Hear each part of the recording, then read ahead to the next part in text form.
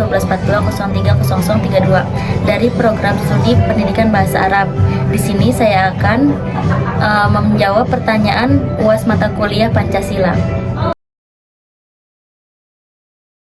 Jadi jawabannya adalah Indonesia itu kan letaknya sangat strategis di tengah-tengah jalur perdagangan dunia.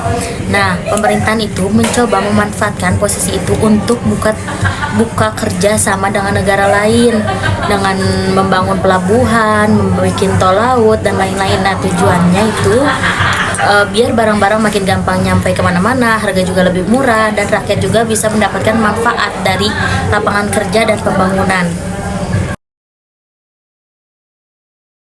Jadi jawabannya itu pemerintahan harus menjaga perbatasan jangan sampai direbut oleh negara lain, juga memperkuat militer dan diplomasi untuk tidak diremehkan oleh negara lain, membangun jalan, pelabuhan, bandara di daerah-daerah yang masih tertinggal, juga mengajak masyarakat untuk ikut andil menjaga negara, dan juga mengelola kekayaan alam seperti tambang, laut, hutan, dijaga dengan benar dan jangan sampai asal dijual ke negara lain. Jadi jawabannya yaitu geopolitik itu tentang suatu negara yang memikirkan dan mengatur kebijakan politik, keamanan, ekonomi berdasarkan letak geografisnya. Misalnya Indonesia yang berada di tengah jalur laut dunia, maka kita mempunyai posisi penting buat perdagangan dan militer. Sementara geostrategi itu langkah-langkah atau strategi yang dipakai untuk menjalankan geopolitik. Kayak geopolitik itu idenya, geostrategi itu tindakannya.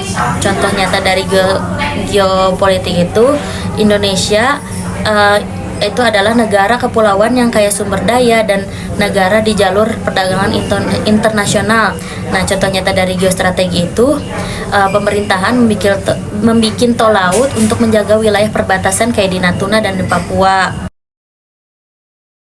Contoh nyatanya yaitu seperti adanya tol laut yang supaya barang-barang bisa sampai daerah dengan cepat dan murah, dan adanya IKN Ibu Kota Baru untuk menyebarkan pembangunan biar tidak numpuk di daerah Jawa saja, dan adanya perjagaan daerah perbatasan seperti di Natuna dan di Papua, yaitu supaya wilayah kita tidak direbut oleh negara lain.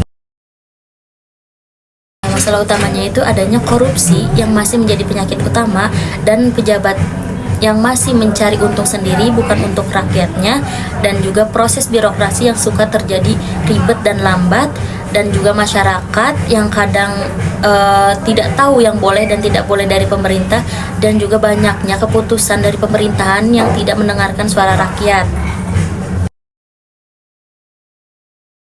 Contoh dari orang yang beragama kelewat itu seperti orang yang merasa dirinya yang paling benar, yang gampang bilang orang lain itu sesat dan kafir.